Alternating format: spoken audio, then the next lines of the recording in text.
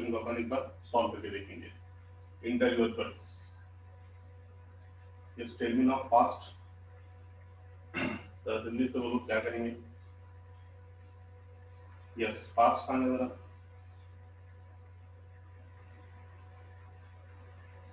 Yes topic answer देखिए, question करने का है। ठीक है, तो कल का क्वेश्चन करेंगे, फिर उसके बाद अपन न्यू चैप्टर स्टार्ट करेंगे। तो कल का क्वेश्चन है 1 + 3 1 + 3 क्वेश्चन क्या है। 1 + 3 cosec square theta 1 + 3 cosec square theta into cot square theta plus cot raised to 6 theta is equal to cosec raised to 6 theta is equal to cosec raised to 6 theta. This is the question given to us and we want to prove that required result. So very simple one. LHS से क्या अपन RHS बताएंगे। तो इसमें क्या करेंगे, कब तक आधा क्वेश्चन हो गया था इसमें।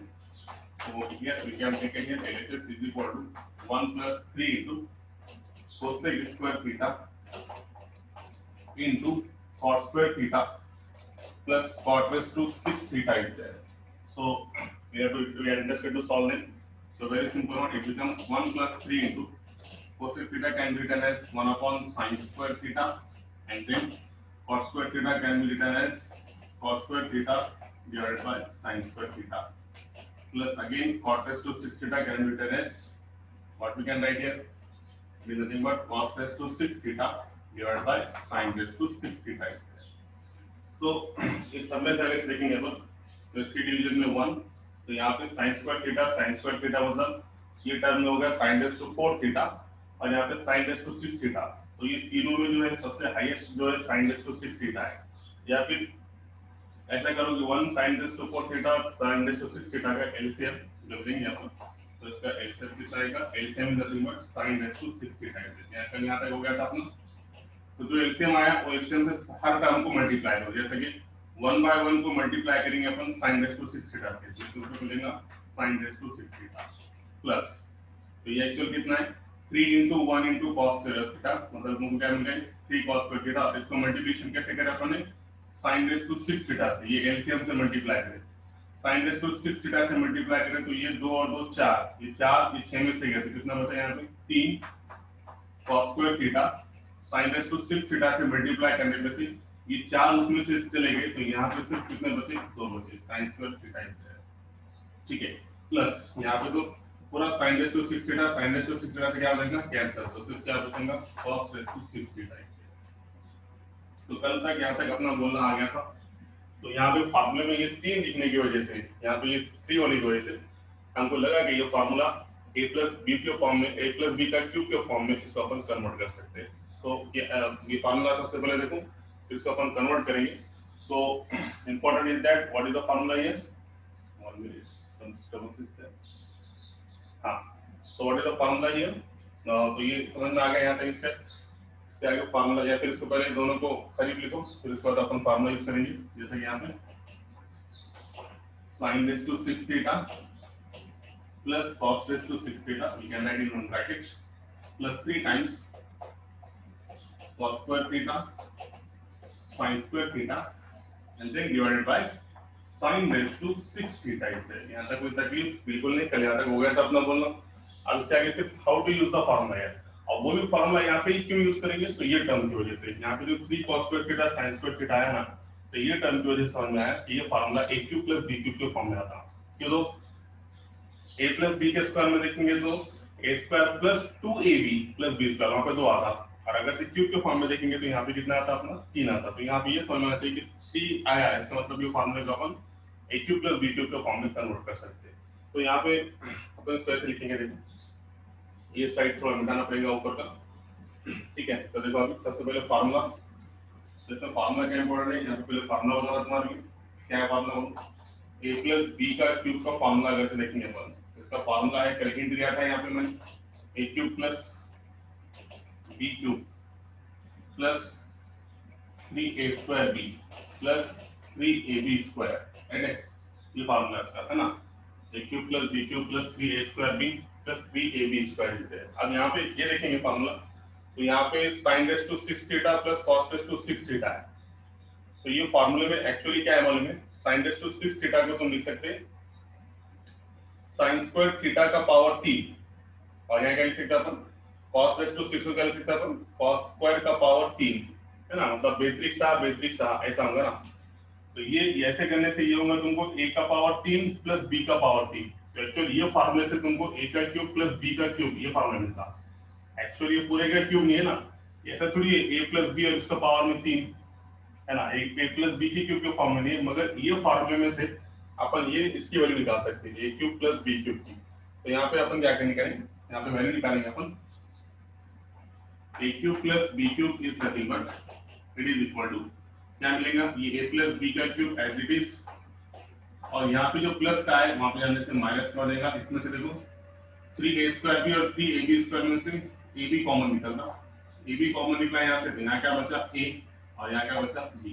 तो फार्मूला यहाँ से फार्मूला अपन कन्वर्ट करें, ये फार्मूला एक्चुअल डायरेक्ट ये फार्मूला नहीं आया, ये फार्मूला a प्लस b के क्यूब से आया। तो ये पूरे ब्रैकेट का पावर 3 नहीं है, ये पूरे ब्रैकेट का पावर 3 नहीं है। हाँ, हम यहाँ sin रेस टू 6 थीटा को यहाँ सिंपलीफाई करके बता देते हैं, ये स्टेप को sin raise to 6 theta cos raise to 6 theta है। तो क्या हम sin रेस टू 6 थीटा को ऐसे लिख सकते हैं, देखो can you write this one as sin square theta का पावर 3, कोई फर्क पड़ने वाला है, 3 दूनी कितना 6।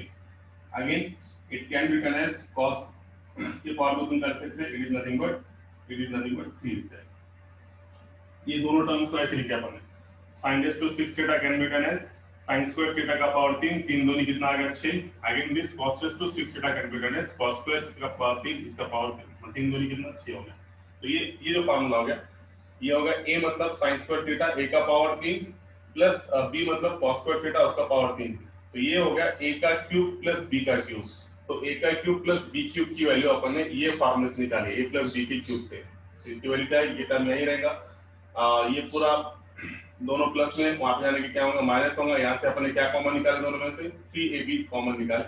तो एक्चुअल तुम्हारे यहाँ पे कितना बचा a प्लस b। अब ये जो यहाँ पे जो फार्मूला है sin स्क्वायर थीटा का पावर 3 और cos स्क्वायर थीटा का पावर 3, ये होगा तुम्हारा actual a cube plus b cube. तो इनके प्लेस पे अपन क्या करेंगे, ये फार्मूला यूज करेंगे। तो अब ये फार्मूला अगर से लगाएंगे अपन, तो देखो क्या मिलेगा, ये फार्मूला लगाने से हमको क्या मिलेगा, देखो a मतलब कितना है अपने पास यहाँ पे sin स्क्वायर थीटा, और b मतलब कितना है अपने पास cos स्क्वायर थीटा। तो इसमें रखो, तो तुमको क्या फार्मूला मिलेगा, a is equal to a plus b का पावर 3, a प्लस b का पावर 3 मतलब a कितना है sin स्क्वायर थीटा, b कितना है cos स्क्वायर थीटा, उसके पावर में कितना 3, ये होगा a प्लस b का क्यूब माइनस 3 टाइम्स a मतलब कितना है sin स्क्वायर थीटा और b मतलब कितना है cos square theta, and in the bracket again here a plus b is there, a plus b is there मतलब ये होगा तुम्हारा sin square theta plus cos square theta square. देखो कितना काम सिंपल हो गया। अब इसकी वैल्यू सबको मालूम है, sin square theta plus cos square theta की वैल्यू कितनी होगी 1, 1 का पावर 3, ये कितना मिला 1। इसके डिवीजन में कुछ है क्या, इसके डिवीजन में कितना है sin रेज़ टू 6 थीटा है। तो यहाँ पे देखो सबसे पहले इसको सॉल्व करेंगे, 1 का पावर कितना हो गया 3 हो गया, minus 3 into sin square theta cos square theta, और ये भी वैल्यू कितनी होगी तुमको 1 divided by sin raise to 6 theta. यहाँ तक अपन सिंपलीफाई कर सकते हैं। उसके बाद अब जो तुमको प्रूव एट पे दिया वाला है उसके हिसाब से अपन इसको we can write here very simple way, है ना। तो अब इसके आगे तुमको सॉल्व करने आ जाएगा, ऐसी उम्मीद है आएगा सॉल्व करने। इसके बाद आ जाएंगे क्या, देखो a cube plus b cube, फिर पानों में लिखने का तुमको a प्लस b का पावर तो 3 हो गया। Now afterward we can solve very I hope so, है ना। इसके आगे तुमको लिखना आएगा ऐसे उम्मीद है। और यहाँ पे कुछ टर्म बच गया ना, 1 का power 3 minus 3 sin square theta plus cos square theta, इसकी जगह पे आ गया। और एक टर्म क्या बच गया यहाँ पे प्लस का 3 cos square theta and then sin square theta. इस जगह की कमी की वजह से कुछ टर्म्स रह जा रहे हैं यहाँ पे, इसको अपन एडजस्ट करेंगे यहाँ पर। तो ये तुम्हारा कितना हो गया -3 sin square theta cos square theta, फॉर्मूले के हिसाब से a प्लस b मतलब थोड़ा बारीकी की यहाँ पे तुम sin square theta plus cos square theta plus यहाँ पे ये टर्म रहेगी, सॉरी माइनस का टर्म रहेगी यहाँ पे, अपन कौन सी टर्म रहेगी यहाँ पे ये फॉर्मूला का ये रहेगा plus 3 times cos square theta and then sin square theta इसे। अच्छा, अब आ जाएगा आंसर। तो ये ऐसे करने से देखो इसकी वैल्यू कितनी होगी 1, और यहाँ पे इसके आगे कंटिन्यू करने से कितना हो गया प्लस का 3 cos square theta and then sin square theta इसे। आपको बोलने की आवश्यकता है क्या? बोलो, वेरी सिंपल वन। आ गया ना आंसर। तो ये कितना मिला तुमको माइनस का 3 sin square theta cos square theta minus का, और ये प्लस का 3 cos square theta sin square theta gets cancel. 1 का पावर 3 मतलब कितना 1। तो अब लास्ट स्टेप अभी लिख देंगे यहाँ पे। तो लास्ट स्टेप कितनी मिली देखिए। लास्ट स्टेप में जाने से पहले एक बार रिवाइज करके बताता है। यहाँ से देखो sin रेज टू 6 थीटा को अपन लिखे sin स्क्वायर थीटा का पावर 3 और cos स्क्वायर थीटा का पावर 3। इस ऐसे करने से ये फार्मूला हो गया a का क्यूब प्लस b का क्यूब। तो एक्चुअल a का क्यूब प्लस b क्यूब का फार्मूला नहीं है, तो अपन ने क्या करें उसका फार्मूला यहाँ से डिराइव करें।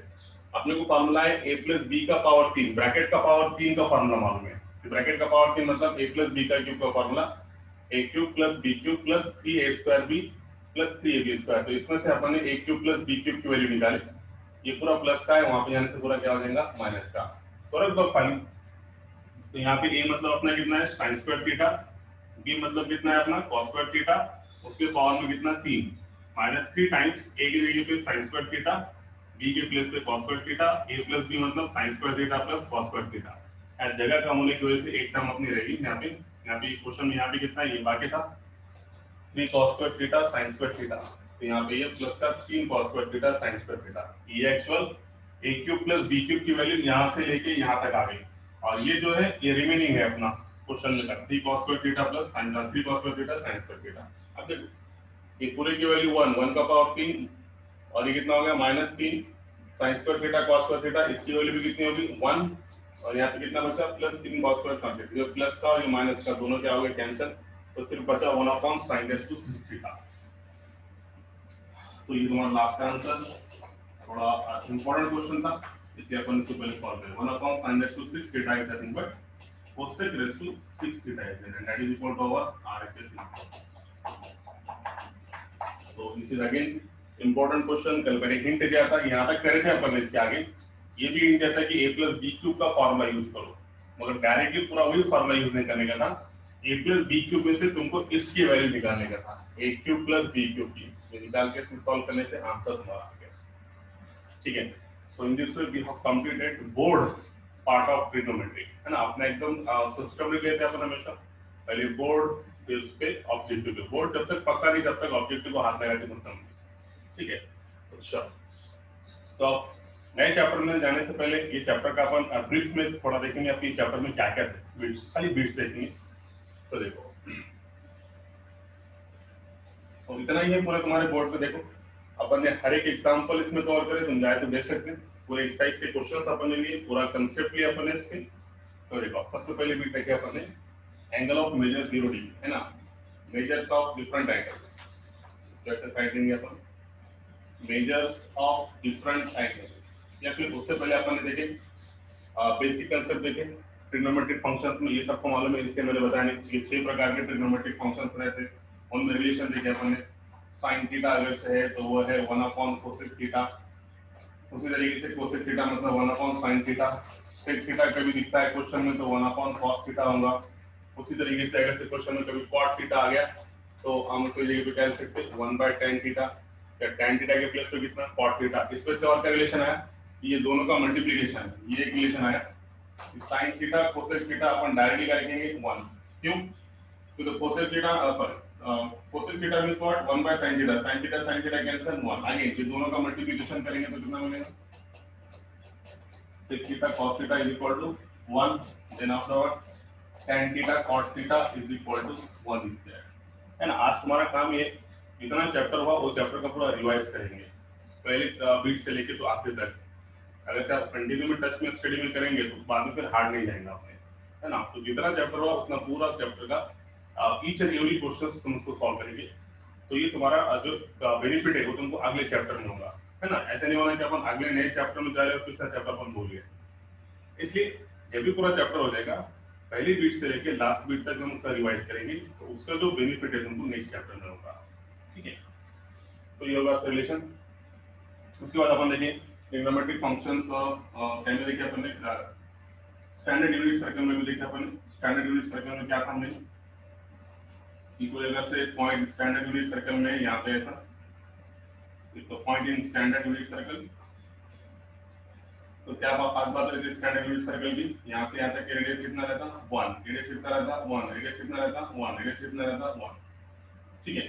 यहाँ पे क्या बताया था मैंने कि अगर से स्टैंडर्ड यूनिट सर्कल में कोई पॉइंट है, जैसे यहाँ पे x, y अगर से पॉइंट है, तो सर्कल पे स्टैंडर्ड यूनिट सर्कल पे होने की वजह से x, y के कोऑर्डिनेट्स इसमें कुछ एंगल अगर से थीटा कवर करा होगा, तो always remember on standard unit circle the point in which the point P of x, y, x coordinate is always cos theta and y is nothing but sin theta। ये अपने derive करे वाला है, बार-बार नहीं करके बताता हूं तुमको, यहाँ से परपेंडिकुलर निकाल के ये बात याद रखो कि कोई भी एक पॉइंट अगर से स्टैंडर्ड यूनिट सर्कल पे है, तो उस टाइम पे उसका जो x कोऑर्डिनेट रहेगा पॉइंट का, वो क्या देंगे आपके को cos थीटा, और उसका जो y कोऑर्डिनेट रहेगा वो क्या रहेगा sin थीटा। इसके p के कोऑर्डिनेट्स कौन से फॉर्म में रहते हैं, cos थीटा, sin थीटा के फॉर्म। हो गया, समझ में आता है बेटा अपने कि कोई भी पॉइंट अगर से स्टैंडर्ड यूनिट सर्कल पे है, तो वो पॉइंट के जो कोऑर्डिनेट्स रहेंगे उसमें ऑलवेज हमेशा जो x कोऑर्डिनेट रहेगा वो cos थीटा रहेगा, और उसका जो y कोऑर्डिनेट रहेगा वो हमेशा क्या देंगे हमें sin थीटा देगा। ठीक है, चलो फिर आगे, फिर इसके से अपन ये निकाले थे रेडियस 1 सब निकाले थे स्टैंडर्ड सर्कल पे। उसके बाद अपन निकालेंगे फिर angle of different measure, angle of different measures लेके थे अपन, है ना। एंगल ऑफ डिफरेंट मेजर्स में क्या इंपॉर्टेंट था वो भी देखे अपन। इन एंगल्स ऑफ डिफरेंट मेजर पे अपन ने देखे वाला है कि क्या देखे वाला है वो, स्टार्टिंग पर्सन से देखे अपन ने, तो यहाँ पे बताता मैं साइड में एंगल ऑफ डिफरेंट मेजर को तुम कैसे याद रखेंगे, इससे पहले बताया था मैंने, थोड़ा सर्कल वो हो गया, बेंड हो गया सर्कल, ठीक है। चलो, तो स्टैंडर्ड यूनिट सर्कल में इंपॉर्टेंट क्या था कि पहले शुरू मेजर्स ऑफ एंगल तुम क्या निकालेंगे पर्टिकुलर एक्सिस पे, मतलब कहाँ पे 0 पे कितना, 90 पे कितना, 180 पे कितना, 270 पे कितना और 360 पे कितना। तो पहले ये पर्टिकुलर एंगल पे, तो ये निकालना बहुत जरूरी, बहुत सिंपल की यहाँ से यहाँ तक रेडियस 1, तो यहाँ पे पहला पॉइंट क्या मिला P ऑफ 1, 0, राइट है, P ऑफ कितना 1, 0। तो ये पॉइंट पे तुम देखने के बाद जैसे मैंने अभी कंसेप्ट बताया, तो यहाँ पे एंगल कितना है, पॉइंट ओपी जो है आगे नहीं गया, इसका मतलब एंगल कितना है 0। एंगल अगर से 0 है तो तुमको दो ही ट्रिग्नोमेट्रिक फंक्शन इंपॉर्टेंट है इसमें से, जैसे कि यहाँ पे एंगल 0 है तो cos 0 की वैल्यू कितनी होगी, तो सबसे पहले अपन ऐसे देखेंगे x का कोऑर्डिनेट, मतलब ये p का x कोऑर्डिनेट मतलब क्या देंगे हमें cos थीटा, और इसका y कोऑर्डिनेट क्या देंगे हमें sin theta. Okay, y is nothing but sin theta is there. तो एंगल कितना है 0 है, तो इसका मतलब cos 0 is equal to x coordinate कितना है 1 और sin 0 एंगल कितना है पे 0, तो sin 0 इज नथिंग बट 0। एक बार sin और cos मिल गया तो ये दोनों को पकड़ के बाकी के ट्रिग्नोमेट्रिक फंक्शंस अपन निकाल सकते हैं। ठीक है, उसी तरीके से ये जो टर्मिनल आर्म यहाँ पे अगर से p पॉइंट यहाँ पे चले गया, तो y एक्सिस को होने की वजह से इसके पॉइंट करेंगे, x का कोऑर्डिनेट 0, y का कोऑर्डिनेट 1, तो यहाँ से यहाँ तक का डिस्टेंस कितना है 1, बस आप बोलो। तो यहाँ पे एंगल कितना है 90 है, इसलिए यहाँ पे जो कोऑर्डिनेट है cos 90 कितना होगा 0 और sin 90 कितना होगा 1। cos और sin मिलने के बाद बाकी के अपन इजीली निकाल सकते हैं। अगेन अगर से पॉइंट कल को यहाँ पे आ गया तो ये होगा negative side of x axis, मतलब यहाँ से यहाँ तक का आंसर कितना होगा, no doubt distance is a positive 1, मगर ये नेगेटिव साइड होने की वजह से ये कितना है -1, 0 इससे। तो यहाँ पे cos ऑफ 180 ये पूरा एंगल कितना है 180 स्ट्रेट एंगल, तो cos ऑफ 180 कितना हो गया -1 और sin ऑफ 180 कितना हो गया 0, बाकी जो अपन इजीली निकाल सकते हैं। अगेन अगर से पॉइंट घूमते घूमते यहाँ पे आ गया तो ये y एक्सिस के है, मगर कौन से साइड में, it is present on the negative side of y axis. इसलिए सबसे पहले x का कोऑर्डिनेट कितना 0, यहाँ से यहाँ तक की दूरी 1, मगर यहाँ पे नेगेटिव साइड होने की वजह से ये कितना हो गया -1। तो cos 270 की वैल्यू 0, sin 270 की वैल्यू -1। उसी तरीके से और कंप्लीट 360 और 0 का क्या रहेगा same, because they are four terminal angles. तो ऐसा था। तो एंगल ऑफ मेजर में पहले पर्टिकुलर अपन ने एक्सिस पे देखे, फिर उसके बाद अपन ने बीच में देखे कि समझो यहाँ पे पॉइंट मिला 30 डिग्री का कितना, फिर देखे अपन ने 45 का कितना, फिर अपन ने देखे 60 का कितना। ये अगर से 30, 45 और 60 ये तीनों अगर से आते हैं तो इनका यूज करके अपन बाकी की आराम से निकाल सकते हैं। क्योंकि तो यहाँ पे अगर से क्या था पॉइंट समझो 30 में अपन ने देखे यहाँ पे ये थीटा अगर से दिस वन, तो यहाँ पे होता क्या यहाँ से एक परपेंडिकुलर निकालेंगे अपन, तो ये अपने को कौन सा मिलेगा, 30, 60 और 90, 30, 60, 90 के हिसाब से अपन निकाल सकते हैं।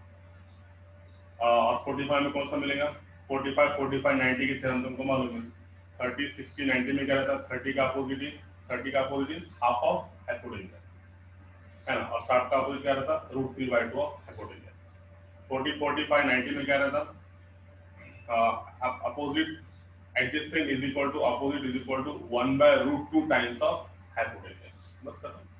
अब 120 भी तुम अगर से निकालेंगे तो ये होगा तुम्हारा, यहाँ से लेके समझो ये होगा 120, 120 का एंगल तुम निकालेंगे तो ये एक्चुअल कितना होगा, यहाँ से लेके यहाँ तक 120, तो ये पॉइंट यहाँ पे आ गया, यहाँ से एक परपेंडिकुलर निकालेंगे अपन सेम। देखो जरा रिवाइज करो, तो आगे तुमको ये 120 मतलब ये 30 कट गया, तो यहाँ पे कितना रहा, ये 60, ये 60 हो गया, ये 30 हो गया, और ये फिर क्या हो गया, 90 हो गया। अगेन 30, 60, 90 का थ्योरम लगाएंगे। वो लगाने के बाद मगर यहाँ पे इंपॉर्टेंट क्या है कि पॉइंट पी कहाँ पे, सेकंड क्वाड्रेंट में, सेकंड क्वाड्रेंट में के हिसाब से फिर अपन क्वाड्रेंट लेंगे। सेकंड क्वाड्रेंट में क्या रहती है पोजीशन, एक्स का माइनस रहता और वाई का क्या रहता, प्लस रहता, इसके हिसाब से अपन पॉइंट्स लेंगे। पॉइंट थर्ड क्वाड्रेंट में है तो सिर्फ फर्क क्या, दोनों क्या रहेंगे, माइनस माइनस, और पॉइंट पे जगह से फोर्थ क्वाड्रेंट में रहते हैं क्या रहेंगे, प्लस और माइनस। कितना डिफरेंस है, कौन सा भी एंगल ऑफ मेजर निकालो इजीली अपन बाय 30, 60, 90 की तरफ से अपन इजीली निकाल सकते हैं। ठीक है, उसके बाद अपन देखिए निगेटिव एंगल्स। निगेटिव एंगल्स में ये तो रट लेना चाहिए तुमको, ये दो रिजल्ट्स एकदम इंपॉर्टेंट है, इसलिए रिवाइज कर रहा हूं कि ये पूरा की पूरा कांसेप्ट अगले चैप्टर में अपन सिर्फ आगे जाएंगे तो पिछला तुमको अगर याद नहीं है तो अगले में कोई फायदा नहीं है उसका, तो सिर्फ रिवाइज कर रहे हैं अपन 2 मिनट 10 मिनट के अंदर। पहले निगेटिव एंगल ये sine of minus theta is nothing but minus sin theta, first negative angle. Second is nothing but cos of minus theta is again cos theta is there। इसके अपन ने proof विधि के वाले मैं तुमको प्रूफ करके बताया वाला, प्रूफ अगर याद नहीं होंगे तो नो प्रॉब्लम। यहाँ पे इंपॉर्टेंट है कि रिजल्ट तो भी याद रखो कम से कम। साइन का निगेटिव एंगल अगर से रहेगा तो ये क्या देगा, माइनस का साइन थीटा, और cos का अगर से निगेटिव एंगल रहेगा तो ये में क्या देगा, प्लस का cos थीटा।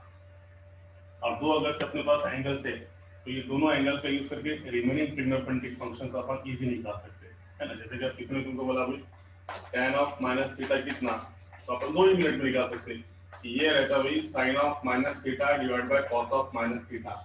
तो sin ऑफ माइनस थीटा मतलब कितना, माइनस sin थीटा, और cos ऑफ माइनस थीटा मतलब प्लस का cos थीटा, तो ये हमें क्या देगा, माइनस का tan थीटा।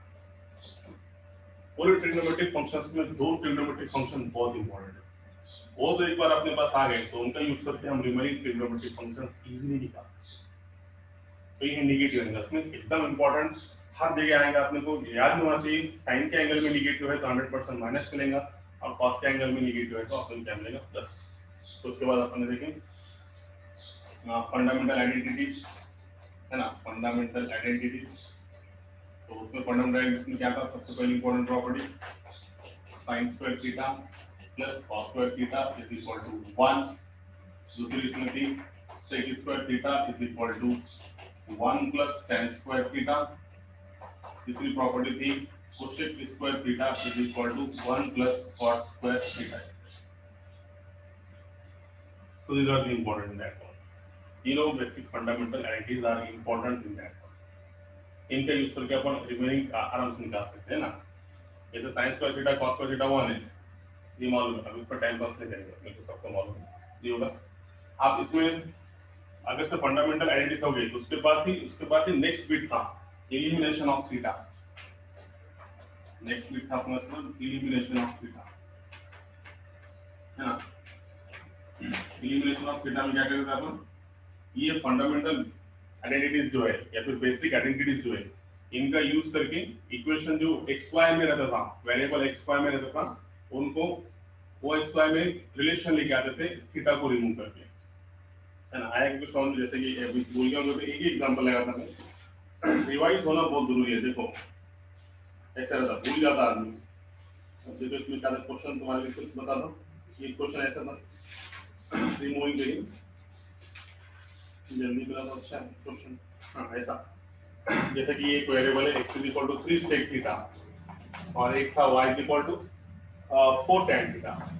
एक्चुअल ये जो है वेरिएबल xy में तो इसको सॉल्व करके अपन रिलेशन एक्स वाई में लाएंगे। तो यहाँ पे थीटा क्या करेंगे, एलिमिनेट करेंगे, फिर इसको रिमूव करके अपन जो रिलेशन लाएंगे वो क्या में लाएंगे, एक्स वाई में लाएंगे। इसलिए एलिमिनेशन ऑफ थीटा में अपन क्या बोलते हैं कि eliminating theta from the equation containing x and y, जो इक्वेशन में x और y कंटेनिंग है उसमें से थीटा एलिमिनेट करने का, and obtain the required result containing only x and y। ऐसे इक्वेशन में लाने का जो इक्वेशन सिर्फ x y रहेगा, वहां पे थीटा नाम का प्राणी कहीं नहीं रहेगा। तो ये है elimination of theta. Elimination of theta remove करने के लिए तुमको ये आइडेंटिटीज का यूज करके तुम उसको रिमूव कर सकते हैं। जैसे कि इसके एग्जांपल देखो, जैसे मैं sec थीटा की वैल्यू निकालूंगा, ये मिलेगा मेरे x/3 और tan थीटा की वैल्यू मिलेगी मुझे y/4। बस क्या करता, ये दोनों रिलेशन तुमको मालूम है, sec square theta is equal to कितना 1 + tan स्क्वायर थीटा। ठीक है, तो ये कितना मिला तुमको, x²/9 is equal to 1 - y²/4। इसको इधर लिखो, तो x²/9 + y²/4 is equal to 1। तो ये तुम्हारी इक्वेशन है। This equation containing only x and y। यहाँ पे थीटा कहीं है क्या, नहीं है, मगर तो इक्वेशन में तो sec थीटा और tan थीटा था, तो ऑटोमेटिकली थीटा क्या होगा, एलिमिनेट हो गया इक्वेशन में से। और जो फाइनली जो इक्वेशन आए, this equation containing only the variables x and y, यहाँ पे थीटा कहीं नहीं। तो ये बीच में अपन ये काम करते हैं एलिमिनेशन ऑफ थीटा में। जो इक्वेशंस में x और y में इक्वेशंस जो है, तो इसमें जो पैरामीटर थीटा है उसको अपन ये फंडामेंटल आइडेंटिटीज का यूज करके उसको अपन रिमूव करते हैं, और जो फाइनल जो इक्वेशन आती है उसमें सिर्फ क्या रहते हैं, x and y। I hope you got that one. ये बीट में क्या करने का ये भी समझ में आ गया एलिमिनेशन ऑफ थीटा के बाद। फिर अपन ने इसको क्या देखे, फिर उसके बाद अपन ये बीट में देखें ग्राफ्स, जो कि बहुत 3 से 4 दिन ले गया अपने ग्राफ में, मगर बहुत बड़ा काम हो गया था अपना ग्राफ्स देखे थे, है ना। तो हमने शॉर्ट में से ग्राफ निकालूंगा यहाँ पे। तो सबसे पहले साइन फंक्शन का ग्राफ सबको मालूम है। तो यहाँ पे अपन क्या करेंगे, सबसे पहले डोमेन और रेंज ये याद होना बहुत जरूरी है तुम्हारी। साइन का डोमेन, कॉस का domain, tan, then afterward cot, then afterward sec, and then afterward cosec। अब बहुत से बच्चों को तो याद भी नहीं होगा क्या था बोल के, है ना। है किसी को याद क्या था इसका डोमेन रेंज वगैरह? देखो सबसे पहले ग्राफ याद रखो, जनरल ग्राफ। जनरल ग्राफ मतलब क्या, साइन का graph passing through the origin. ये बहुत अच्छे से ये वाला, आप इसको 10 नहीं करता मैं, सिर्फ तुमको एक बार के लिए बता रहे हैं। This one graph passing through the origin, values कितने आएंगे, -1 से +1। डोमेन में क्या रखेंगे, कैपिटल R। एक ग्राफ बहुत ही फीका हो गया। देखो ग्राफ तो पहले साइन का ग्राफ, साइन का ग्राफ कैसा, शॉर्ट में पासिंग थ्रू द ओरिजिन, ये ऐसा ऐसा, फिर यहाँ से ऐसा ऐसा। तो इसका डोमेन तुम एक्स एक्सिस में कुछ भी रख सकते हैं। तो रियल नंबर और उसकी रेंज क्या रहेगी, क्लोज इंटरवल -1 से लेके, ठीक है। कॉस का ग्राफ अगर से देखेंगे तो कॉस का ग्राफ कैसा था, cos 0 की वैल्यू 1, यहाँ से स्टार्ट होगा 90 के 0, फिर आगे बढ़ते जाएगा like that like that like that and like that. So here again cos का जो डोमेन है वो R है, और इसकी रेंज कितनी है, -1 से लेके +1। इसके आगे वैल्यू नहीं आ सकती इसकी रेंज कितनी है, -1 से लेके +1। डिटेल में ये वाले अब इसमें टाइम पास नहीं करता मैं। उसके बाद tan के लिए सबसे इम्पोर्टेंट है, tan के लिए सबसे इम्पोर्टेंट क्या था कि सबसे पहले हम डोमेन के लिए क्या करते हैं, डेंजर पॉइंट। डेंजर पॉइंट मतलब क्या, tan 90 पे डिफाइंड नहीं है। तो मैंने इससे पहले बताया 90 पे डिफाइंड नहीं है, मतलब 1 90, 3 90, 5 90 और नंबर ऑफ 90 पे डिफाइंड नहीं है। तो जहाँ पे डिफाइंड नहीं होता सबसे पहले क्या, डॉटेड लाइंस। तो 90 पे डिफाइंड नहीं, ये होगा 1 90, ये होगा 3 90, ये होगा -90 और ये होगा -3π/2। तो tan 0 कितना रहता, 0, है ना। tan 0 0 मतलब ग्राफ यहाँ पे दिखने वाला है, मगर यहाँ पे क्या देने वाला है, गोस टू इनफाइनाइट। ये होगा इनफाइनाइट की तरफ जाएगा, टच नहीं करेंगे, don't touch it, goes to infinite. So like again negative side से इंक्रीज होगा, अब कहाँ पे जाएगा, गोस टू 0। अगला जो ग्राफ है कैसा होगा, पहले यहाँ से इंक्रीज होगा 0 तक और फिर 0 से आगे बढ़ेगा। यहाँ से देखेंगे तो increase up to 0 then in. तो इसका जो डोमेन है, डोमेन में पूरे पॉइंट्स नहीं है, रियल नंबर के एक्स एक्सिस के पूरे पॉइंट्स नहीं है। जो डॉटेड लाइन है वहां पे ग्राफ कैसा है, डिफाइंड है, वहां पे y की वैल्यू नहीं आती। इसे क्या करेंगे, पूरे रियल नंबर से, मगर उसमें से क्या 90 को छोड़ के 90 मतलब एक 90 है नहीं, ऑड नंबर ऑफ 90, तो फिर जनरल कैसे लिख सकता हूँ 2n + 1 इंटू कितना pi by 2n + 1 into pi by 2 मतलब ऑड नंबर ऑफ 90। और इसकी रेंज देखेंगे तो ग्राफ कहीं में नहीं आ रहा, माइनस से देखो यहाँ माइनस इनफाइनाइट से लेके प्लस इनफाइनाइट तक, तो इसका रेंज कितना हो गया। सिमिलरली कॉट में क्या इंपॉर्टेंट था बोलो, कॉट में ये इंपॉर्टेंट था कि यहाँ पे कॉट का अगर से देखेंगे अपन तो सबसे पहले इसके डेंजर पॉइंट, तो तुमको मालूम है cot 0 cos 0 by sin 0, cos 0 की वैल्यू 1 और sin 0 की वैल्यू 0, 1 by 0 मतलब 90 मतलब पाई बाय 2 नॉट डिफाइंड, मतलब 0 पे ये डेंजर है। एक बार एक पॉइंट मिल गया 0 पे डेंजर है, इसका मतलब कहाँ का डेंजर है, 0 की फैमिली कौन सी, पाई, 2 पाई, 3 पाई, 4 पाई, माइनस पाई, माइनस 2 पाई, माइनस 3 पाई, माइनस 4 पाई, ऐसे कहाँ तक n पाई तक कैसा है डिफाइंड है। तो इसे कैसा है, सबसे पहले डॉटेड लाइंस 0 पे, देन डॉटेड लाइंस 90 पे, डॉटेड लाइंस -90 सॉरी पाई पे, 2 पाई पे एंड दिस वन। तो अगर आप कैसा आएगा सबको मालूम है, cot 90 0 रहता, यहाँ से इनफाइनाइट, इसकी चेयर उल्टी रहेगी, इसकी चेयर उल्टी रहेगी, इसकी चेयर उल्टी रहेगी, इसकी चेयर इसका उल्टा, tan की चेयर ऐसी तो cot की चेयर ऐसी, तो 0 पे डिफाइंड है मतलब इधर से। तो इसका डोमेन कितना मिला, पूरे रियल नंबर्स मगर इसमें से पाई की फैमिली को छोड़ के, तो r माइनस n पाई, और इसका जो रेंज है वही गोस टू इनफाइनाइट, नेगेटिव से लेके पॉजिटिव तक, तो रेंज से ओके।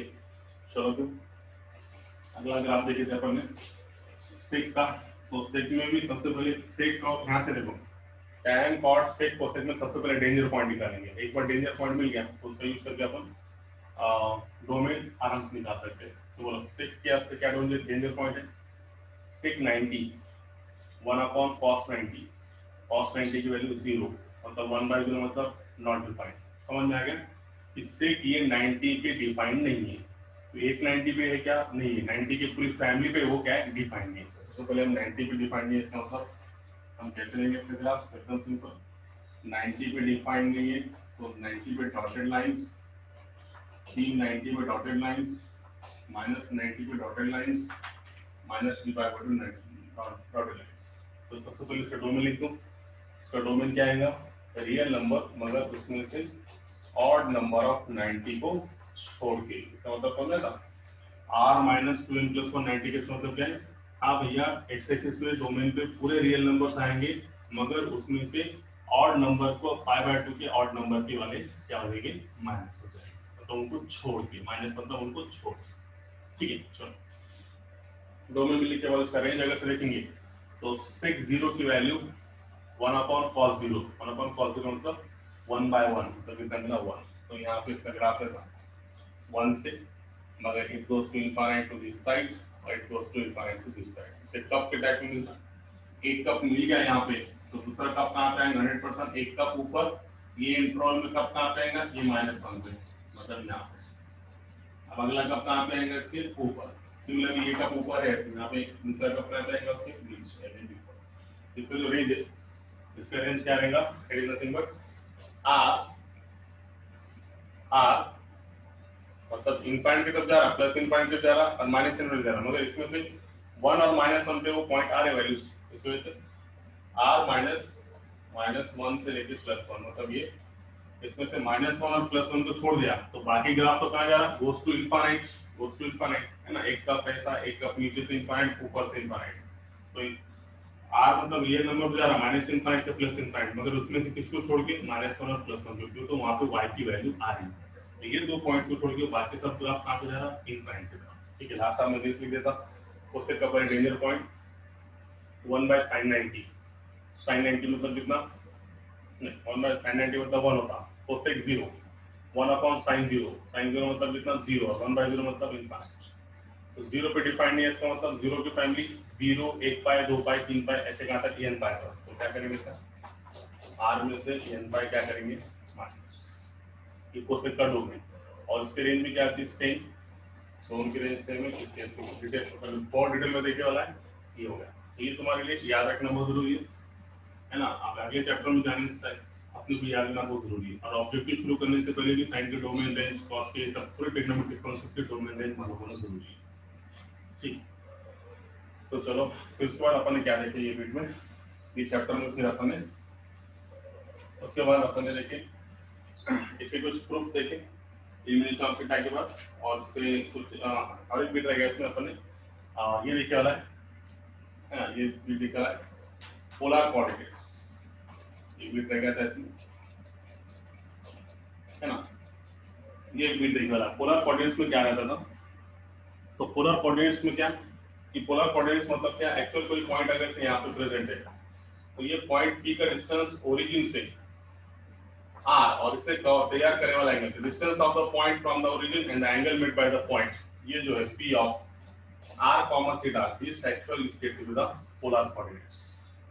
ये जो p के ब्रैकेट में r, थीटा है ये इसके क्या है पोलर कोऑर्डिनेट्स, r मतलब distance of the point from the origin और theta means angle made by the point, ये इसके पोलर कोऑर्डिनेट्स। और कार्टेशियन कोऑर्डिनेट मतलब क्या, x एंड y दोनों रिलेशन क्या था कि अगर से कार्टेशियन कोऑर्डिनेट दिया हुआ है तो पोलर कोऑर्डिनेट दिया हुआ है p ऑफ r, थीटा, तो हम इससे क्या निकाल सकते हैं कार्टेशियन कोऑर्डिनेट्स। क्या था फॉर्मूला बोलो, x इज इक्वल टू, या देखो जरा x is equal to r cos theta, इस पे से कार्टेशियन कोऑर्डिनेट, और y का फॉर्मूला क्या था, y is equal to r sin theta, ये y का कोऑर्डिनेट। ठीक है, अगर से पोलर कोऑर्डिनेट दिया हुआ है तो कार्टेशियन कोऑर्डिनेट्स निकाल सकते थे। उल्टा अब अगर से तुमको पोलर कोऑर्डिनेट अब अगर से कार्टेशियन कोऑर्डिनेट्स दिए रहेंगे x, y दिए रहेंगे तो अपन क्या निकालेंगे, पोलर कोऑर्डिनेट्स मतलब क्या निकालेंगे r, थीटा। तो r, थीटा निकालने के लिए r पहले निकालना पड़ेगा। r मतलब क्या, r is nothing but it is the distance of point from the origin, distance फार्मूले से x - 0 का स्क्वायर y - 0 का स्क्वायर, मतलब r का फार्मूला एक्चुअल हो गया x square plus y square, और थीटा कैसे निकालेंगे अपन, same tan inverse of y by x। तो इट इज द मेथड कि अपन ने देखिए पोलर कोऑर्डिनेट्स में इसके क्वेश्चन कैसा आता, पोलर कोऑर्डिनेट देख के वो बोलता कार्टेशियन कोऑर्डिनेट्स निकालो, या फिर कार्टेशियन कोऑर्डिनेट देने के बाद क्या निकालो, पोलर कोऑर्डिनेट्स। पोलर कोऑर्डिनेट्स के लिए हमको सबसे पहले क्या निकालना पड़ेगा, r क्या है,